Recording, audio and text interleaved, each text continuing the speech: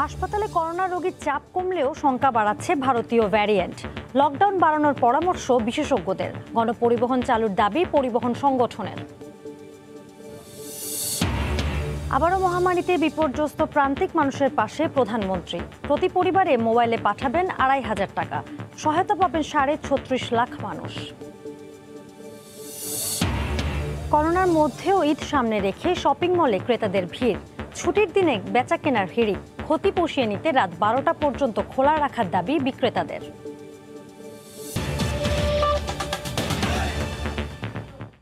সময় সংবাদের সঙ্গে আছি আমি জেনিফার কামাল। লকডাউন আংশিক কার্যকর হওয়ায় সুফল পাচ্ছে বাংলাদেশ।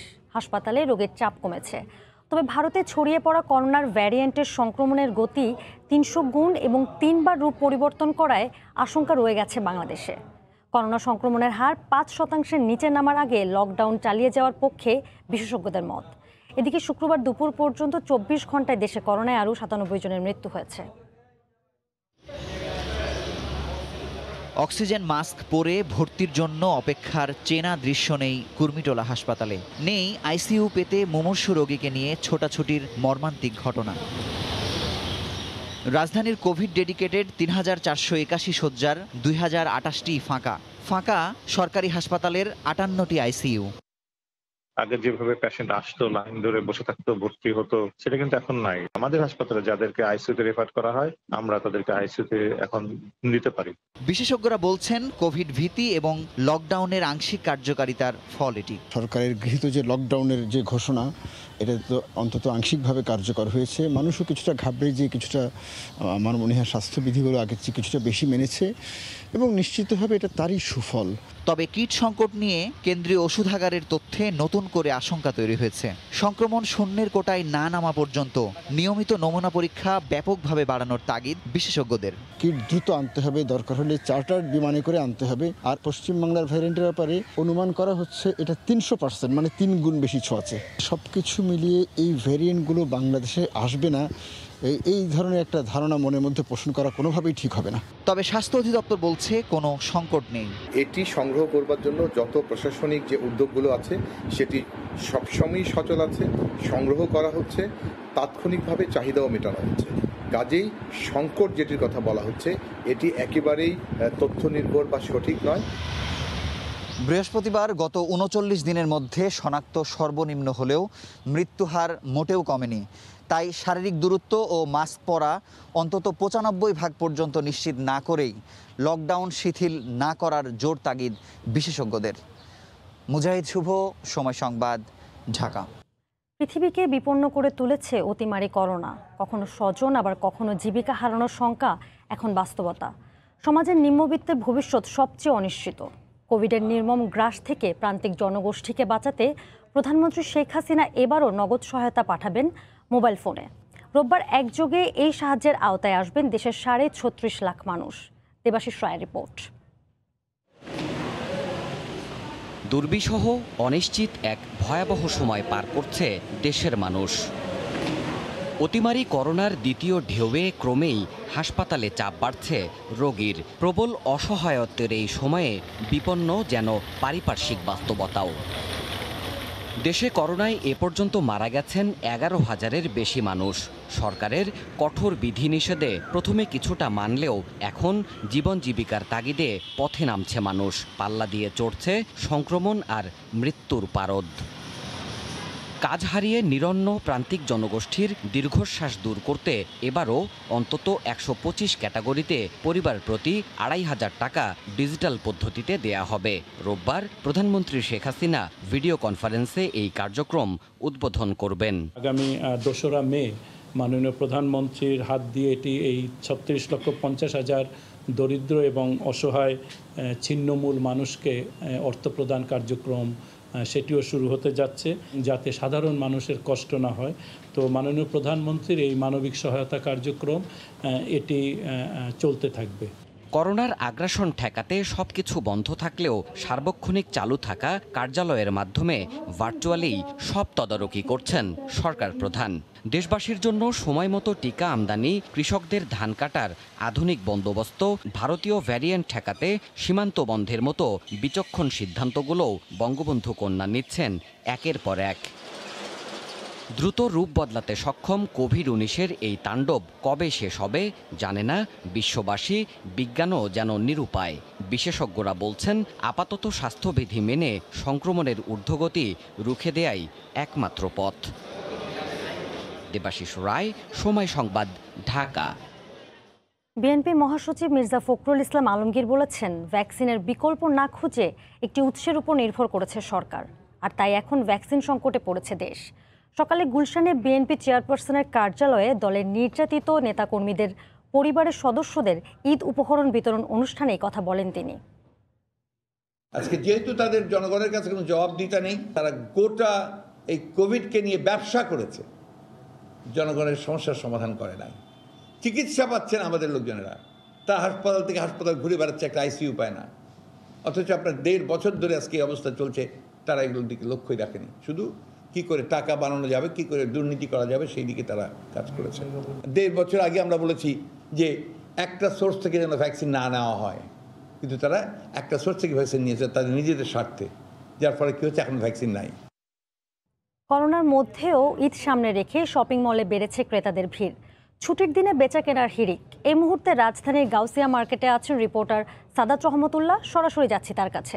সাদাত, ঈদের আগেই প্রাণ ফিরতে শুরু করেছে রাজধানীর অন্যতম যে মার্কেট, সেটি হচ্ছে নিউ মার্কেট গাউসিয়া এলাকা। আপনি দেখতেই পাচ্ছেন এই শুক্রবার উপলক্ষে, ছুটির দিন উপলক্ষে আমরা দেখতে পাচ্ছি পুরো মার্কেট জুড়ে হাজার হাজার মানুষের যে ভিড়, অর্থাৎ চিরচেনা রূপে ফিরতে শুরু করছে এই মার্কেট। যদিও এখন পর্যন্ত প্রায় 13 দিন বাকি রয়েছে ঈদের আগে আরেকটি ছুটির দিন পাওয়া যাবে। তার আগে আজকে আমরা দেখতে পাচ্ছি যে দুপুরের পর থেকেই, অর্থাৎ সাধারণ মানুষ যারা শপিং মলগুলোতে আসতে শুরু করেছেন, ঈদের কেনাকাটা এখন ব্যস্ত সময় পার করছেন। যদিও প্রথম থেকে একটি বড় বিষয় হয়ে দাঁড়িয়েছে ছিল স্বাস্থ্যবিধি নিয়ে কড়াকড়ি ছিল। আমরা দেখতে পাচ্ছি সামাজিক দূরত্ব যেটি বলা হচ্ছে সেটি না মানতে পারলেও সাধারণ মানুষ যারা এই শপিং করতে এসেছেন তারা কিন্তু সবাই মাস্ক পরেই শপিং মলে এসেছেন। তারা চেষ্টা করছেন যে মাস্ক পরে সবাই যাতে কেনাকাটা করতে পারেন, সেই দৃশ্যটি অন্তত আমি দেখতে পেয়েছি। তবে যে সামাজিক বা শারীরিক দূরত্ব সেটি কিন্তু এই মার্কেট শপিং মলে সম্ভব হচ্ছে না, কারণ আপনি দেখতেই পাচ্ছেন এই মুহূর্তে যদিও বিকেল কিছুক্ষণ পরে ইফতারের আগে এখন পর্যন্ত যে মানুষের উপস্থিতি সেটি বলা যাচ্ছে আসলে এই মুহূর্তে তিল ধারণের ঠাঁই নেই। তারা বলছেন যে ইফতারের পর সে মানুষের সংখ্যা আরও কয়েক গুণ বৃদ্ধি পাবে, ইফতারের পর বেচা বিক্রি বৃদ্ধি পাবে। যদি ইফতারের পর সেই অর্থে কিন্তু সময় পাওয়া যায় না। তারা দাবি জানিয়েছেন যে আসলে সময়গুলো যেন বৃদ্ধি করা হয়, তাহলে বিভিন্ন জায়গা থেকে দূর দূরান্ত থেকে সাধারণ মানুষ আসতে পারবে এবং কেনাকাটা করতে পারবে। কিন্তু ইফতারের পর হাতে কয়েক ঘন্টা সময় থাকার পর অনেক রাতে কিন্তু এখন পর্যন্ত আসতে পারে না। সারা দেশে কিন্তু লকডাউন চলছে এই মুহূর্তে, গণপরিবহনের কিন্তু সংকট রয়েছে। সব কিছুকে উপেক্ষা করে আমরা দেখতে পাচ্ছি যে আসলে এই মুহূর্তে রাজধানীর যে গাউসিয়া মার্কেট, সেই মার্কেটে সাধারণ মানুষের উপচে পড়া ভিড় কিন্তু চলছে, বেচা বিক্রিও বাড়ছে। তারা বলছেন যে আসলে গত বছর যে বেচা বিক্রির সংখ্যা ছিল, বেচা বিক্রি করতে পারেন না, এই বছর অন্তত খানিকটা ক্ষতি অন্তত তারা পুষিয়ে নিতে পারবেন। যদিও এই সময়ের মধ্যে তারা নতুন কোনো ডিজাইন বা প্রতিবার যে আসলে ঈদকে কেন্দ্র করে যেই ধরনের পরিবর্তন থাকে পোশাক আশাকে, এই ধরনের পরিবর্তন আমরা এখন পর্যন্ত দেখতে পাইনি। বেচা বিক্রি চলছে। তারা বলছেন যে ঈদের আগে যদি গণপরিবহনটা একটু খুলে দেওয়া সম্ভব হয় তাহলে হয়তো বা গত বছরের যেই ক্ষতি সে অংশে কিন্তু অনেক তারা পুষিয়ে আনতে পারবে, একই সাথে কিন্তু বেচা বিক্রিও বাড়বে। এই মুহূর্তে এই ছিল এখন পর্যন্ত রাজধানীর যে গাউসিয়ার ঈদের আগের যে বেচা বিক্রির তার সবশেষ খবর। জেনিফার। রাজধানী গাউসিয়া মার্কেট থেকে এতক্ষণ আমাদের সঙ্গে যুক্ত ছিলেন সহকর্মী সাদাত রহমতুল্লাহ।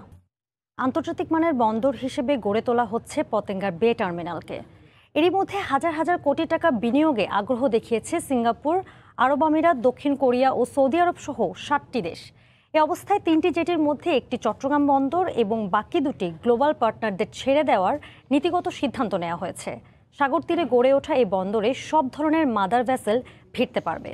শাখাওয়াত টিপুর ক্যামেরায় বিস্তারিত জানাচ্ছেন কমল দে। চট্টগ্রামের পতেঙ্গা উপকূলে 67 একর জায়গা অধিগ্রহণের পাশাপাশি সাগর থেকে বালু এনে ভরাট করা হচ্ছে আরো 800 একর খাস জমি। এখানে গড়ে উঠছে বহুল কাঙ্ক্ষিত বে টার্মিনাল। ইতিমধ্যে নতুন এই বন্দর নির্মাণে হাজার হাজার কোটি টাকার বিনিয়োগ প্রস্তাব নিয়ে আগ্রহ দেখাচ্ছে বিভিন্ন দেশ। কোরিয়া আছে, ভারত আছে, সিঙ্গাপুর আছে, তারপরে ডিপি ওয়ার্ল্ড আছে, আরও অনেকে আছে। তো এই রকম গ্লোবাল অপারেটর থেকে নির্বাচন করা হবে। বর্তমানে চট্টগ্রাম বন্দর বছরে গড়ে 30 লাখ কন্টেনার হ্যান্ডেলিং করলেও প্রবৃদ্ধি ক্রমশ বাড়ছে, সৃষ্টি হয় নানা জটিলতা। এই অবস্থায় আগামীতে বে টার্মিনাল ছাড়া আর কোনো বিকল্প দেখছেন না বন্দর ব্যবহারকারীরা। জেটির সংখ্যা যদি বাড়ানো না হয়, কোনো অবস্থাতে চট্টগ্রাম বন্দরের এই দীর্ঘ সমস্যার সমাধান হবে না। জাহাজ স্ট্যাম্প করলে হবে কি ফ্রেট চার্জ কমে যাবে, তার মানে আমার যে আমরা যে ইম্পোর্ট করছি সেই ইম্পোর্টটাও কিন্তু রেটটাও কিন্তু কমে যাবে অটোমেটিকলি। এদিকে চট্টগ্রাম বন্দর কেন্দ্রিক যানবাহন চলাচলের কারণে সীমাহীন যানজটে পড়তে হয় নগরবাসীকে। বে টার্মিনালের কার্যক্রম শুরু হলে চট্টগ্রাম বন্দরের ডেলিভারি পয়েন্ট হবে সেখানে। এই বে টার্মিনাল হলে পরে আগামী 50 বছরে কিন্তু চট্টগ্রাম বা বাংলাদেশের অর্থনীতি এবং ব্যবসার জন্য একটা মাইল ফলক সৃষ্টি হবে। 20,000 কোটি টাকা বাজেটের বে টার্মিনালটি 2026 সালের মধ্যে চালু হবে। কন্টেনার রাখা যাবে 50 লাখের বেশি। আর মাত্র কয়েক বছর এরপর এই ধুধু প্রান্তরে গড়ে উঠবে বিশাল আকৃতির 3টি জেটি। এর মাঝে একটি চট্টগ্রাম বন্দর পরিচালনা করলো, বাকি দুটিতে অংশ নিচ্ছে গ্লোবাল পার্টনাররা। আর এর মাধ্যমেই পরিবর্তন হবে বাংলাদেশের অর্থনীতির পুরো চিত্র। প্রস্তাবিত বে টার্মিনাল থেকে কমল দে, সময় সংবাদ। এই ছিল এখনকার মতো। চলে যাচ্ছে রমজানের বিশেষ আয়োজন ইফতার বাজারে। পবিত্র রমজান মাস জুড়ে সময়ের নিয়মিত আয়োজন ইফতার বাজারে আপনাদের স্বাগত জানাচ্ছি। আমি কামরুজ্জামান মামুন। প্রতিদিনের মতো ইফতার বাজারের খবর জানাতে আজকে আমরা রয়েছি রাজধানীর একটি বিখ্যাত ইফতার বাজার, যেটি আসলে এক নামে সবাই চেনে, খুবই পরিচিত চক বাজারের ইফতার বাজার।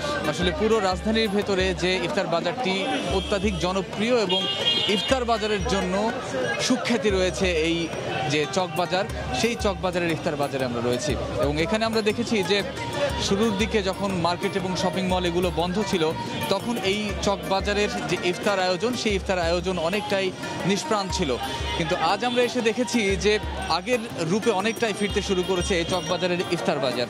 ইফতারের আমরা দেখছি বহুবিধ পদের খাবার দিয়ে সাজানো রয়েছে এই চক বাজারের, যেখানে ইফতার বাজারটি প্রতি বছর বসে সেইখানে।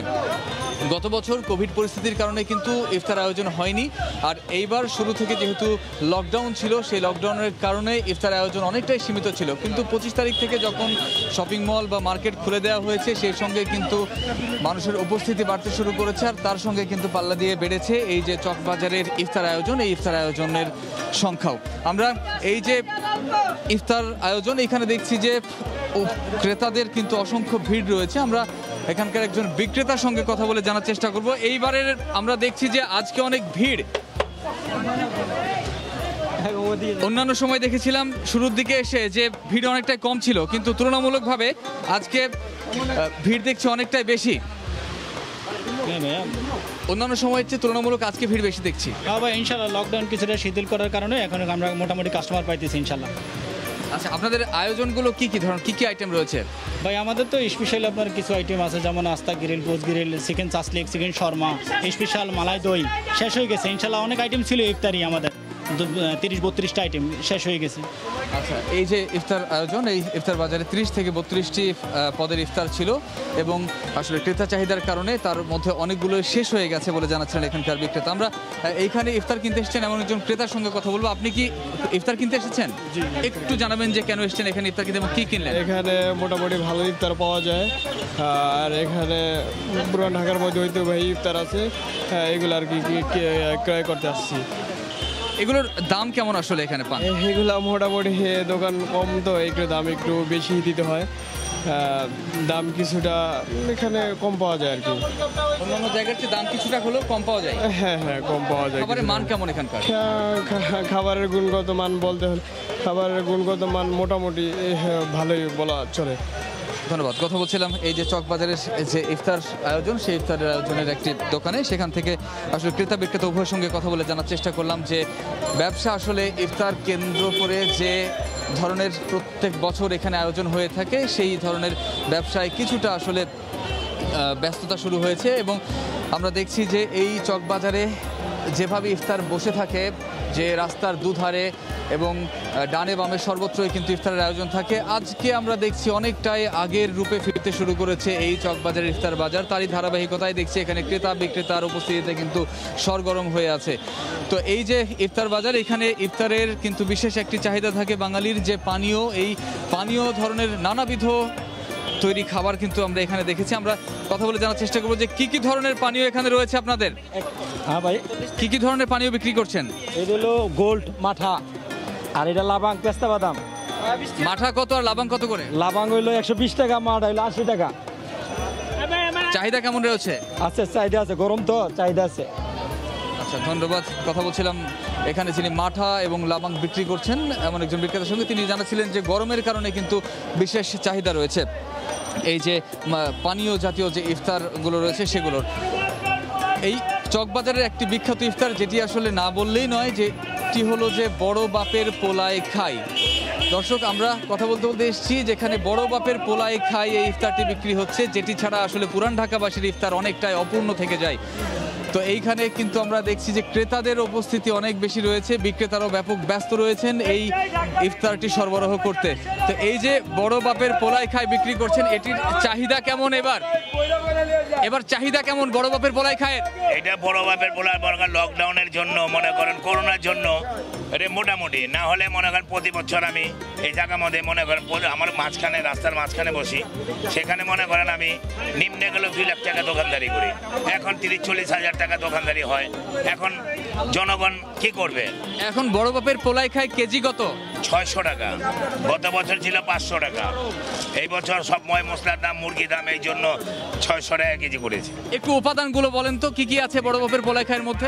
মশলা আছে, মনে করেন 12টা মশলা আছে, আর খাসির কবাব আছে, খাসির মগজ আছে, আপনার খাসির কিমা আছে, খাসির সুতি কাবাব আছে, 12টার আইটেম দিয়ে মুরগি আছে। 12টা আইটেম দিয়েই বড় বাপের পোলা তৈরি হয়। এই 12টা মশলা যদি আমরা যারা কেউ জানে না এই 12টা মশলা দিয়ে কীভাবে তৈরি করতে হয়।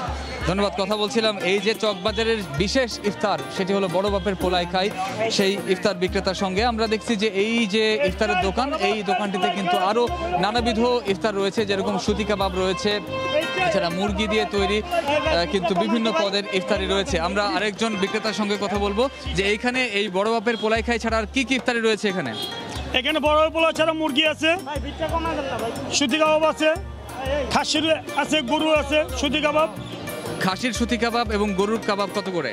খাসির কাবাব হইলো 1400 টাকা কেজি, আর গরুরটা হইলো 1000 টাকা কেজি।